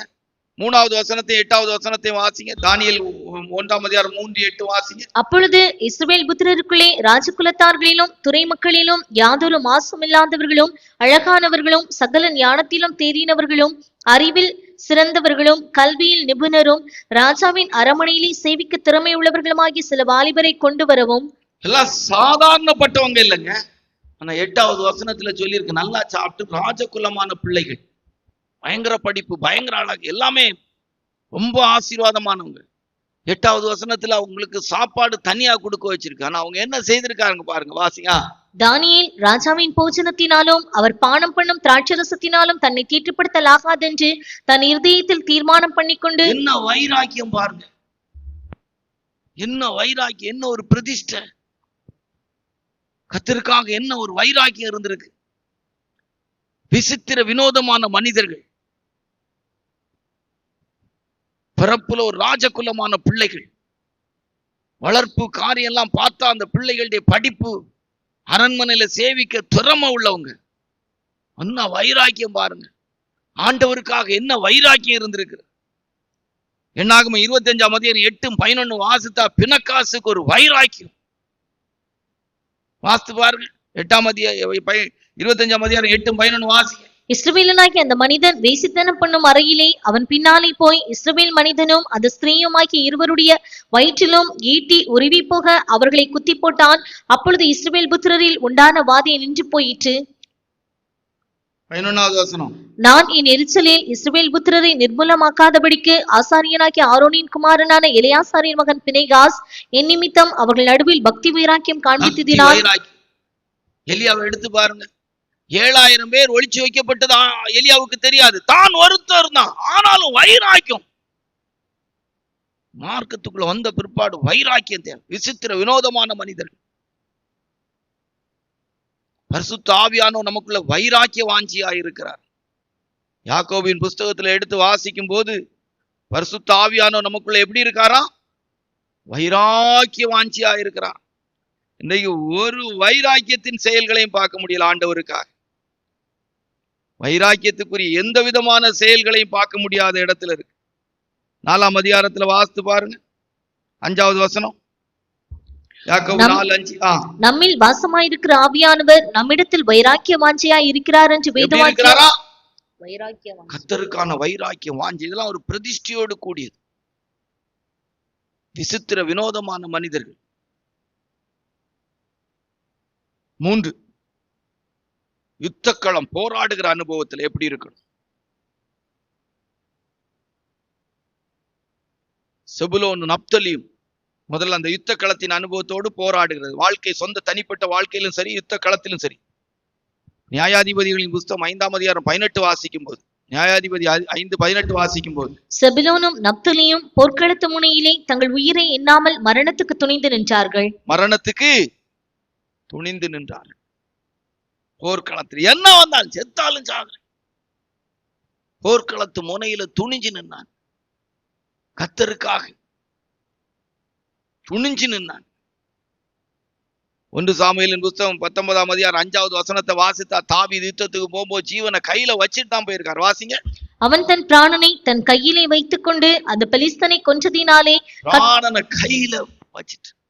நியாயாதிபதிகளின் புஸ்தகம் 12ஆம் அதிகாரம் 3வது வசனத்தை வாசித்து, 12:3 வாசித்தா. வாசிங்க.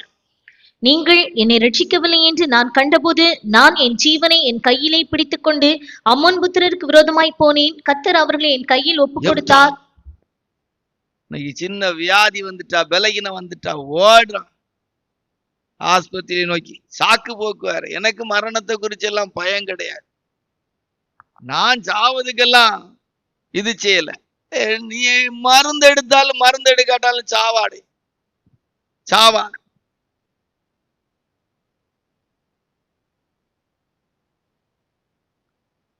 என்ன எனக்கு எப்படி சொல்லன்னு தெரியல. நாம பொய்யெல்லாம் சொல்ல பழகி இருக்கிறாங்க. 4 நாள் மாத்திரை சாப்பிட, நான் இப்ப மாத்திரை இல்லை. 1 மாசம் ஆஸ்பத்திரி போலாம், இப்ப ஆஸ்பத்திரிக்கு போகல. ஆமா, போகல. போன உடனே இங்க வாழ்ந்துருவான். யாருங்க ஆஸ்பத்திரி போய் மருந்து எடுத்து சாவாம இருக்காங்கன்னு சொல்லுங்க பாப்போம். இல்ல மருந்து கொடுக்கிற டாக்டராய் சாவாம, மருந்து கண்டுபிடிச்சவங்களாச்சா? 5-10 வருஷம் இல்ல 20 வருஷம் 50 வருஷம் வாழ்ந்துட்டு போங்களா? செபுலோனும் நப்தலியும் போர்க்களத்து முனையிலே துணிந்து நின்றார்கள். என்ன இருக்குது? தாவீது ராஜாவுடைய பராக்கிரமசாலிகளின் பட்டியல்ல வரும்போது, தாவீது ராஜாவுடைய பராக்கிரமசாலிகளின் பட்டியல்ல வரும்போது 1 நாளாம் 11ஆம் அதிகாரம் 11ல இருந்து 14 வரைக்கும் வாசித்தா. நிறைய இருக்கு. 1 நாளாம் 11ஆம் அதிகாரம் 11ல இருந்து 14 வரைக்கும் வாசித்தா. வாசிங்க. தாவீதுக்கு இருந்த அந்த பராக்கிரமசாலிகளின் லெக்கமுமாவது, அக்மோனியின் குமாரனாகிய யாஷோபியாம் என்னும் சேர்வைக்காரனின் தலைவன், இவன் 300 பேர்களின் மேல் தன் ஈட்டியை ஓங்கி அவர்களை ஒருமிக்க கொன்று போட்டான். ஒரு ஈட்டி வச்சு அன்னைக்கு 300 பேர். அடுத்து வாசியா. அவனுக்கு 2வது அகோயின் குமாரனாகிய தோதோவின் மகன் எலையாசார், இவன் 3 பராக்கிரமசாலிகளில் ஒருவன். பெலிஸ்தர் பாஸ்தமீமில் இருக்கிற வார்கோதுமை நிறைந்த வயல் நிலத்தில் யுத்தத்திற்கு கூடி வந்த போதும் ஜனம் பெலிஸ்தரை கண்டு ஓடின போதும் எல்லாரும் ஓடிட்டாங்க. வாசியா. இவன் தாவீதோடே அங்கே இருந்தான். அப்பொழுது அவர்கள் அந்த நிலத்தின் நடுவிலே நின்று அதை காப்பாற்றி பெலிஸ்தரை மடிங்கடித்தார்கள். அதனாலே கர்த்தர் பெரிய ரட்சிப்பை நடப்பித்தார். 2 சாமுவேலின் புத்தகம் 23:9-10 வாசித்தீங்கன்னா பட்டயம் சலித்து போய் கையோடி ஒட்டிக்கிட்டு. வாசிங்க. 2 சாமுவேல் 23:9-10. இவனுக்கு 2வது அகோயின் குமாரனாகிய தோதோவின் மகன் எலையாசார் என்பவன். இவன் பெலிஸ்தர் யுத்தத்திற்கு கூடின ஸ்தலத்திலே இஸ்ரவேல் மனுஷர் போகையில் தாவீதோடு இருந்து பெலிஸ்தரை நிந்தித்த 3 பராக்கிரமசாலிகளில் ஒருவனாயிருந்தான். இவன் எழும்பி தன் கை சலித்து தன் கை பட்டயத்தோடு ஒட்டிக்கொள்ளும் மட்டும் பெலிஸ்தரை வெட்டினான். அன்றைய தினம் கர்த்தர் பெரிய ரட்சிப்பை நடப்பித்தார். எப்படி நின்று இருக்காங்க, ஓடின பிற்பாடு ஒத்தி நின்று அடிச்சிருக்காங்க பாருங்க. ஒருத்தன்லாம் சொன்னா 800 பேரை. 2 சாமுவேல் புத்தகம் 23:8 வாசித்தா. யோசோபா சேபத் அப்படின்னு சொல்லி வரும். வாசிங்க. தாவீதுக்கு இருந்த பராக்கிரமசாலிகளின் நாமங்களாவன: தக்கேமோனியின் குமாரனாகிய யோசேப்பா செபேத் என்பவன் செர்விக்காரரின் தலைவன். இவன் 800 பேர்களின் மேல் விழுந்து அவர்களை ஒருமிக்க வெட்டி போட்ட. போய் வீட்டுல போய் உட்கார்ந்து யோசித்து பாருங்க, எப்படி நின்றுப்பானு. ஒரு வியாதிக்கு முன்னால நிக்காம வாட்டம் பிடிக்கிற நம்மளெல்லாம் கொண்டு போய் விசித்திர வினோதமான மனிதர்கள். அல்லேலூயா. இதே இது அப்படி ஸ்பிரிச்சுவலா கொண்டு வந்துவார். அதான் போர்க்களம், போராடுதல் அப்படிங்கிறத கொண்டு வார். ஆதியாகமம் 32ஆம் அதிகாரத்துல 24 இருந்து 28 வரைக்கும் வாசித்தா தேவனோடு போராடி இருக்கிறார். தேவனோடு போராடி இருக்கிறார். நீர் என்னை ஆசீர்வதித்தால் ஒழிய உம்மை விட மாட்டேன். வாசிங்க 28வது வசனத்தை. அப்பொழுது அவர், உன் பேர் இனி யாக்கோபு எண்ணப்படாமல் இஸ்ரவேல் என்னப்படும், தேவனோடும் மனிதரோடும் போராடி மேற்கொண்டாயே என்றார். போராடி மேற்கொண்டாய். 2 ராஜாக்களின் புத்தகம் 2ஆம் அதிகாரம் 2வது வசனத்துல வாசிக்கும் போது எலியா சொல்றார், ஆவியின் வரம் வெட்டிப்பா கிடைக்கும் வரைக்கும் நான் உம்மை விட மாட்டேன். யுத்தக்களம், போராட்ட களங்கள்ல விசித்திரமான வினோதமான திரும்பி பேரு போமாட்டேன். ரூத்து சொல்றாங்க 1ஆம் அதிகாரம் 16வது வசனத்துல, 2 சாமுவேல் 4ஆம் அதிகாரம் 30வது வசனத்துல, சூனேமியாளாகிய சூனேமியாள் எலிசா விடல. யுத்த களத்திலே, போராட்டத்திலே விசித்திர வினோதமான மனிதர்களாய். அல்லேலூயா. எத்தனாவது குறிப்பு? 3. எத்தனை? 3, 4. யோபுடைய புஸ்தகம் 13ஆம் அதிகாரம் 15வது வசனம், எபிரேயர் 11ஆம் அதிகாரம் 36, 37, 2 கொரிந்தியர் 11ஆம் அதிகாரம் 23 இருந்து 28 வாசிங்க. அவர் என்னை கொன்று போட்டாலும் அவர் மேல் நம்பிக்கையா இருப்பேன். பாடுகள் மத்தியில. யோபுடைய புஸ்தகம் 13:15, யோபு 13:15. பாடுகள் மத்தியில, வேதனைகள் மத்தியில, இழப்புகள் மத்தியில, நஷ்டங்கள் மத்தியில, கஷ்டங்கள் மத்தியில, கண்ணீரின் மத்தியில, உபத்திரவத்தின் மத்தியில, கொன்றாலும் அவர் மேல் நம்பிக்கையா இருப்பேன். கொன்றாலும் அவர் மேல் நம்பிக்கையா இருப்பேன். என் உயிர் பிரிய மட்டும் என் உத்தமத்தை விட்டு விலகேன். என் நீதியை கட்டியாய் பிடித்திருக்கிறேன். எவ்வளவு பெரிய விஷயம். எபிரேயர்கள் 11ஆம் அதிகாரம் 36 இருந்து 37 வரைக்கும் வாசித்தா, 36, 37 வாசித்தமானா வாசிங்க. வேறு சிலர் நிந்தைகளையும் அடிகளையும் கட்டுகளையும் காவலையும் அனுபவித்தார்கள், கல்லறியுண்டார்கள், வாளால் அறுப்புண்டார்கள், பரீட்சை பார்க்கப்பட்டார்கள், பட்டயத்தினாலே வெட்டப்பட்டு மரித்தார்கள், செம்மறியாட்டு தோள்களையும் வெள்ளாட்டு தோள்களையும் போர்த்து கொண்டு திரிந்து குறைவையும் உபத்திரவத்தையும் துன்பத்தையும் அனுபவித்தார்கள். பாருங்க எவ்வளவு பாடுகள். நம்ம சொல்லக்கூடிய இந்த பாடுகள் ஏதாவது இருக்கான்னு கேப்பமா சிஸ்டர்? இந்த பாடுகள் ஏதாவது உங்களுக்கு ஏதோ சிலது வந்து போகலாம், அப்படிதானா? இருக்குதா? உங்களுக்கு இருக்க வாய்ப்பு, உங்களுக்கு இருக்குதா? இதுல ஏதாவது குகையில எல்லாம் இருக்கக்கூடிய வாய்ப்பு வந்திருக்கா? ஆகாரம் இல்லை, தோள்களை போர்த்து கொண்டு திரிந்து குறைவையும் உபத்திரவத்தையும் துன்பத்தையும் அனுபவித்தார்கள். யோசித்து பாருங்க. இன்னும் ஒரு வேதனையான விஷயம், பாடுகள். 2 கொரிந்தியர் 11ஆம் அதிகாரம் 23 இருந்து 28 வரைக்கும் வாசித்தா. 2 கொரிந்தியர் 11ஆம் அதிகாரம் 23 இருந்து 28 வரைக்கும் வாசித்தா. வாசிங்க. அவர்கள் கிறிஸ்துவின் ஊழியக்காரரா? நான் அதிகம் புத்தீனமாய் பேசுகிறேன். நான் அதிகமாய் பிரயாசப்பட்டவன், அதிகமாய் அடிப்பட்டவன், அதிகமாய் காவல்களில் வைக்கப்பட்டவன், அநேக தரம் மரண அவதியில் அகப்பட்டவன். அநேக நேரம் மரண அவதியில் அகப்பட்டவனா? யூதர்களால் 1 குறைய 40 அடியாக 5 தரம் அடிப்பட்டேன். 1 குறைய 40 அடி, 195 அடி. உங்களுக்கு யாராவது இது செய்யணுமா? கூட்டம் முடிஞ்ச உடனே சொல்லுங்க. கூட்டம் முடிஞ்ச உடனே சொல்லுங்க. லேசா ஒரு வார்த்தை சொல்லிட்டா போதும். ஆமா, நீங்க லேசா தானே சொல்றீங்க. லேசா ஒரு வார்த்தை சொன்னா கர்த்தருடைய பரிசுத்த நாமத்துக்கு மகிமை உண்டாகட்டும். பாடுகளின் மத்தியிலே விசித்திர வினோதமான மனிதர்களாய். அல்லேலூயா. ஆண்டவருக்காக நாமத்தின் நிமித்தம் உங்களை நிந்தித்து துன்பப்படுத்தி பலவிதமான தீமையான மொழிகளை உங்கள் பேரில் பொய்யாய் சொல்வார்களானால் சந்தோஷப்பட்டு களி கூறுங்கள். அல்லேலூயா. 4, 5 1 நாளாகமம் 29:2-14. 1 நாளாகமம் 29:2-14 வாசிங்க.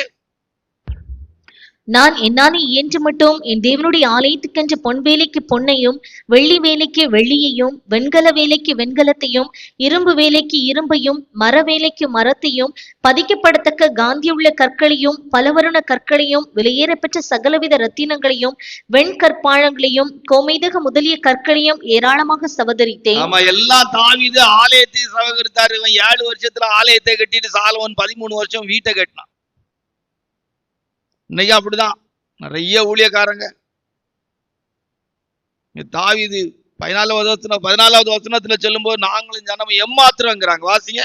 இப்படி மனப்பூர்வமாய் கொடுக்கும் திராணி உண்டாவதற்கு நான் எம்மாத்திரம், என் ஜனங்கள் எம்மாத்திரம். ஆட்கள் கொடுத்துக்கிட்டு என்ன துள்ளிடுவாங்கன்னு நினைக்க. நம்ம சபைக்குள்ள பொதுவா சொல்றேன், என்ன துள்ளுவாங்க. அப்போ கொடுக்கவே வாய்ப்பு இல்லை சிலருக்கு. கொடுத்துட்டா கொடுக்கலங்கிறதுக்கு 1000 ரீசன் சொல்லுவாங்க. கொடுத்துட்டா ஐயோ என்ன ஜம்பிங்ல இருக்குது, டக்கடா புக்கடான்னு சொல்லி. மார்க்கு சுவிசேஷம் 12:41-42 வாசித்தா ஒரு 7 விதவை ஒரு துட்டுக்கு சரியான 2 காசை போட்டாளாம். கொடுக்கிற விதத்திலே விசித்திர வினோதமான அவர்கள். வாசியா. இயேசு காணிக்கைப்பட்டிக்கு எதிராக உட்கார்ந்து ஜனங்கள் காணிக்கைப்பட்டியில் பணம் போடுகிறதை பார்த்து கொண்டிருந்தார். ஐஸ்வர்யவான்கள் அநேகர் அதிகமாய் போட்டார்கள். ஏழையான ஒரு விதவியம் வந்து ஒரு துட்டுக்கு சரியான 2 காசை போட்டாள். அப்பொழுது அவர் தம்முடைய சீஷரை நோக்கி, போதும் ஒரு துட்டுக்கு சரியான 2 காசு. லூக்கா சுவிசேஷம் 19:8 வசனத்தை வாசித்தா சகைவு சொல்லலாம். என் ஆஸ்தியில பாதி ஏழைக்கு கொடுக்கிறேன், என் ஆஸ்தியில பாதி ஏழைக்கு கொடுக்கிறேன், நம்ம வீட்டுல தங்குவேன் அப்படின்னு அவன் சொல்லலாம். ஆஸ்தியில பாதி ஏழை கொடுக்கிறேன் ஏசப்பா. விசித்திர வினோதமான மனிதர்களுடைய பட்டியல்ல நல்லவங்கள் 5வது கொடுக்கிறவங்களை கொண்டு வரான். சகைவு. வாசிங்க அந்த வசனத்தை, 8வது வசனத்தை. சகையு நின்று கர்த்தரை நோக்கி, ஆண்டவரே, என் ஆஸ்திகளில் பாதி ஏழை கொடுக்கிறேன். லூக்கா சுவிசேஷம் 8ஆம் அதிகாரம் 3வது வசனத்தை வாசித்தா கூசாவின் மனைவிகளாகிய யோவனாலும் சூசன்னாலும் தங்கள் ஆஸ்திகளால் ஊழியம் செய்தார்கள். வாசிங்க. ஏரோதின் காரியக்காரனான குசாவின் மனைவியாகிய யோவன்னாலும் சூசன்னாலும் தங்கள் ஆஸ்திகளால் அவருக்கு ஊழியம் செய்து கொண்டு வந்த மற்ற அநேகம் ஸ்திரீகளும் அவருடனே இருந்தார்கள். எவ்வளவு அழகா சொல்லி இருக்கு, ரொம்ப அருமையான விஷயம். எபிரேயர்கள் 10ஆம் அதிகாரம் 34வது வசனத்தை வாசித்தா, எபிரேயர்கள் 10ஆம் அதிகாரம் 34வது வசனத்தை வாசித்தால், நான் கட்டப்பட்டிருக்கையில் நீங்கள் என்னை குறித்து பரிதபித்ததுமன்றி பரலோகத்தில் அதிக மேன்மையும் நிலையுள்ளதுமான சுதந்திரம் உங்களுக்கு உண்டென்று அறிந்து உங்கள் ஆஸ்திகளையும் சந்தோஷமாய் கொள்ளையிட கொடுத்தீர்கள். எவ்வளவு பெரிய விஷயம். அப்போஸ்தலர்களுடைய 2ஆம் அதிகாரம் 45வது வசனத்தை வாசித்தா, அப்போஸ்தலர்களுடைய 2ஆம் அதிகாரம் 45வது வசனத்தை வாசித்தா, காணியாட்சிகளையும் ஆஸ்திகளையும் விற்று ஒவ்வொருவனுக்கும் தேவையானதற்கு தக்கதாக அவைகளில் எல்லாருக்கும் பகிர்ந்து கொடுத்தார்கள். போதும். ஊழியக்காரங்களுக்கு கொடுக்கணும் இல்ல, ஊழியக்காரங்க ஏற்கனவே பிரசங்கம் பண்ணிட்டு இருக்கிறோம். தெய்வ பிள்ளைகள் கொடுக்கறதுல ஊழியக்காரன் வாங்கி அவனுக்கும் அவன் குடும்பத்துக்கும் சேர்க்கணும்னு பைபிள் சொல்லல. நீ ஊழியக்காரங்கன்னா விசுவாசிகள்ட்ட இருந்து வாங்கி அவனுக்கும் அவன் குடும்பத்துக்கும் சேர்த்துக்கிட்டே இருக்கணும். அப்படி அதுக்காக காணிக்கை பெட்டி வச்சு பிரிச்சுக்கிட்டு இருக்க, அப்படியெல்லாம் பைபிள் சொல்லவே இல்லை. 6வது 5 கொடுக்கறதுல விசித்திர வினோதமானவர்களா இருக்கணும். 6 வேதத்துல வாசிக்கும் போது எபிரேயர்கள் 11ஆம் அதிகாரம் 9-13 வாசிட்டு, எபிரேயர்கள் 11ஆம் அதிகாரம் 9-13 வாசிட்டு, விசுவாசத்தினாலே அவன் வாக்குத்தத்தம் பண்ணப்பட்ட தேசத்திலே பரதேசியை போல சஞ்சரித்து அந்த வாக்குத்தத்தத்திற்கு உடன் சுதந்திரராகிய ஈசாக்கோடும் யாக்கோபோடும் கூடாரங்களிலே குடியிருந்தான். விசித்திர வினோதமானவர்கள், பூமி தாங்க கூடாத ஐஸ்வர்யம், பரதேசிகளா இருந்தாங்களா. 13வது வசனத்துல இவர்கள் எல்லாரும் வாக்குத்தத்தம் பண்ணப்பட்டவைகளை அடையாமல் தூரத்திலே அவைகளை கண்டு நம்பி அணைத்துக் கொண்டு பூமியின் மேல் தங்களை அந்நியரும் பரதேசிகளாய் வாழ்ந்தாங்களாம். பூமியில வாழும் போது ஒரு பரதேசிகளான ஒரு வாழ்க்கை. பரிசுத்த அப்போஸ்தலன் பவுல் அவர் சொல்றார், எல்லாவற்றையும் அனுபவிக்க எனக்கு அதிகாரம் உண்டு, எல்லாம் எனக்கு தகுதியாயிராது, எல்லாம் எனக்கு தகுதியாயிராது. 1 நாளாகமம் 29ஆம் அதிகாரம் 15வது வசனத்துல வாசிக்கும் போது 1 நாளாகமம் 29:15 வாசிக்கும் போது, உமக்கு முன்பாக நாங்கள் எங்களுடைய பிதாக்கள் எல்லாரைப் போலும் அரதேசிகளும் பரதேசிகளுமாய் இருக்கிறோம். பூமி தாவீது சொல்றார், நாங்க அரதேசிகளும் பரதேசிகளுமா இருக்கிறோம். கொஞ்சம் போல இருந்துனா நம்ம ஆட்கள் பண்ற சேட்டை, 10 பவுன் இருந்தா ஒண்ணுமே இல்லாட்டாலும் பித்தாளைய போட்டுட்டு, போடுற சலங்கெல்லாம் போட்டுட்டு, கொஞ்சம் போல ட்ரெஸ்ஸ போட்டுட்டு, அடி கிழவிமார்களுக்கு கூட என்ன ட்ரெஸ் எல்லாம் போட்டு கலக்கைக்கு விருப்பம் இருக்குது. பா, பரதேசிகளா வாழ்ந்தாங்க. ஆச்சரியமா இருக்குது. கண்டதெல்லாம் வாங்கி கட்டி தூக்கி பிறக்கி அப்படியே ஒரு மாதிரியா வச்சிட்டு அந்த நடக்கிற நடைய பார்க்கணும். இப்படி போ, பரதேசிகளா வாழ்ந்தாங்க. எவ்வளவு தாழ்மைக்குரிய இடத்துல, எவ்வளவு ஒரு எளிமையான வாழ்க்கை வாழ்ந்திருக்கிறாங்க பாருங்க. விசித்திர வினோதமான மனிதர்கள், எவ்வளவு தாழ்மையோடு, எவ்வளவு அற்பமான நிலவரத்தில் தங்களுடைய வாழ்க்கையின் தரத்தை இந்த பூமியில வாழ்ந்திருக்கிறாங்க. இன்னைக்கு நம்ம எல்லாம் யோசித்து பார்த்தா அந்த அனுபவத்தில் இருக்குமா? கொஞ்சம் போல இருந்தா போதும். நான்லாம் ஆபிரகாமுக்கு பிள்ளைகளா பிறந்தேன். ஆபிரகாம் எங்க அப்பாவா இருந்திருந்தான்னு வச்சுடுங்களா, எப்போ பாருங்க, விசுவாசிகளாகிய நீங்களே சொல்றீங்க, எப்போ நீ பாருங்க, கையில பிடிக்க முடியாத ஆளா இருந்திருப்ப பாருங்க. ஆபிரகாம் ஈசாக்கோடும் யாக்கோபோடும் கூடாரத்திலே குடியிருந்தான். எனக்கெல்லாம் அந்த 50 வயசுக்கு மேல சில கிழவிமார்கள்லாம் உடுக்கிற ட்ரெஸ் பார்த்துட்டு அது மினிக்கிட்டு திரியதெல்லாம் பார்க்கும்போது வரோம். பரதேசிகளாய் வாழ்ந்தார்கள். 7 ரொம்ப நேரம் பேசியிருக்கிறோம், கொஞ்சம் தான் பிரசங்கம் பண்ணியிருக்கிறோம். அப்போஸ்தலர் 7ஆம் அதிகாரம் 55-60 வரைக்கும் ரொம்ப பிடித்தது எனக்கு. இன்னைக்கு சாயங்காலம் அந்த பிரசங்கத்தை எடுக்கும் போது ரொம்ப பிடிச்சது. பேசினதுதான். அப்போஸ்தலர் 7ஆம் அதிகாரம் 55-60 வரைக்கும் வாசிங்க. அவன் பரிசுத்த ஆவியினாலே நிறைந்தவனாய் வானத்தை அண்ணாந்து பார்த்து தேவனுடைய மகிமையையும் தேவனுடைய வலது பார்சத்தில் இயேசுவானவர் நிற்கிறதையும் கண்டு, அதோ வானங்கள் திறந்திருக்கிறதையும் மனுஷகுமாரன் தேவனுடைய வலது பார்சத்தில் நிற்கிறதையும் காண்கிறேன் என்றான். 59-60 வாசிங்க. அப்பொழுது கர்த்தராகிய இயேசுவே, என் ஆவியை ஏற்றுக்கொள்ளும் என்று ஸ்தேவான் தொழுது கொள்ளுகையில் அவனை கல்லறிந்தார்கள். அவனோ முழங்கார்படியிட்டு, ஆண்டவரே, இவர்கள் மேல் இந்த பாவத்தை சுமத்தாதிரும் என்று மிகுந்த சத்தமிட்டு சொன்னான். இப்படி சொல்லி நித்திரை அடைந்தான். செத்தானி எழுதல. கொஞ்சம் கற்பனை பண்ணி பாருங்களா, ஸ்தேவான ஊருக்கு வெளியே தள்ளி கல்லெறிகிறாங்க. கண்ட காட்சி, அபிஷேகத்துல நிரம்பி ஆண்டவராக ஏசப்பா நிற்கிறத பார்த்திருப்போம். ஏசப்பாவை போலவே தான் ஆவியை ஒப்பு கொடுத்து மரித்தார். அல்லேலூயா. விசித்திர வினோதமான மனிதர்கள். எபிரேயருக்கு எழுதின நிருபம் 11ஆம் அதிகாரம் 21வது வசனத்திலே யாக்கோபு தன் கோலின் நுனியிலே சாய்ந்து ஜீவனை விட்டார். விசுவாசத்தினாலே யாக்கோபு தன் மரண காலத்தில் யோசேப்பினுடைய குமாரர் இருவரையும் ஆசீர்வதித்து தன் கோலின் முனையிலே சாய்ந்து தொழுது கொண்டான். அப்படியே தொழுந்து ஆராதிக்கிற அனுபவத்தோடயே ஜீவனை விட்டாங்க. சாகும்போது ஆஸ்பத்திரியில கிடந்து இழுத்துட்டு, சாகும்போது அப்படி கல்லறி வாங்கி சாகும் போதும் தேவனை தொழுது கொண்டே செத்தாங்க. லாசரு கூட அப்படிதான். சாகுற நேரம் பக்கத்துல தூதர்கள் நின்றுகிட்டே இருந்திருக்கிறாங்க. செத்ததும் தூதர்கள் கொண்டு போய் விட்டார்கள். அல்லேலூயா. 16ஆம் அதிகாரம் 20-22 வார்த்தை அழகா சொல்லி இருக்கும். எபிரேயர் 11ஆம் அதிகாரம் 13வது வசனத்துல வார்த்தை பாத்தீங்கன்னா, தூரத்துல அதை நம்பி அணைத்து கொண்டு அப்படியே கட்டி பிடிச்சுக்கிட்டே இருந்திருக்கிறாங்க. பரலோக ராஜ்யத்தையும் தேவனுடைய காரியத்தையும் தேவனையும் அப்படி கட்டி பிடிச்சுக்கிட்டே செத்துருக்கிறாங்க. கண்களை மூடுவோமா? விசித்திர வினோதமான மனிதர்கள் அப்படிங்கிறதுல மைனஸா தேவனுக்கு விரோதமான விதத்துல 7 பேரை பார்த்தோம். வேசித்தனம் பண்ணின இஸ்ரவேல் ஜனங்கள், அத பாவ இச்சைக்குரியவர்கள், அபகரிக்கிற விதத்துல வாழ்ந்ததான ஆகாப், எசபேல், ஒரு மனுஷனுக்காக ஒரு கூட்டம், ஒரு ஜாதி ஜனங்களையே அழிக்க திட்டம் போட்ட ஆமான், ஏலியும் ஏலியுடைய பிள்ளைகளும், நோவா காலத்து ஜனங்கள், நன்றி இல்லாத இஸ்ரவேல் ஜனங்கள், சாலமோன், அப்படிப்பட்ட கூட்டத்தை பார்த்தோம். 6. 7 எவ்வளவு வாதைகள் வந்தாலும் மனம் திரும்பாத ஜனங்கள். விசித்திர வினோதமான மனிதர்கள்ல நல்லவங்களா எடுத்துக்கொண்டது கீழ்ப்படிந்த ஆபிரகாம், அவரோடு சேர்ந்த அநேகரை பார்த்தோம். வைராக்கியமாய் வாழ்ந்த சாத்ராக், மேஷாக், ஆபேத்நேகோ, தானியேல், பினகாஸ், தங்களுக்கு வந்த போர்க்களம், யுத்தக்களம், போராட்ட நேரங்களில் வாழ்ந்தவர்கள். செபுலோன், நப்தலி, தேவனோடு போராடுகிறதுல யாக்கோபு, பாடுகளின் மத்தியிலே வாழ்ந்தவர்கள் யோபு, பரிசுத்த பவுல் அப்படிங்கிறவங்கள பார்த்தோம். கொடுக்கிற விதத்துல வாழ்ந்தவர்களை பார்த்தோம். இந்த பூமியில எல்லாம் இருந்து பரதேசிகளாய் வாழ்கிற ஜீவியத்தை உடையவர்களை பார்த்தோம். மரண நேரத்துல விசித்திர வினோதமாய் எவ்வளவு சந்தோஷமாய் மரித்தார்கள் என்பதையும் பார்த்தோம்.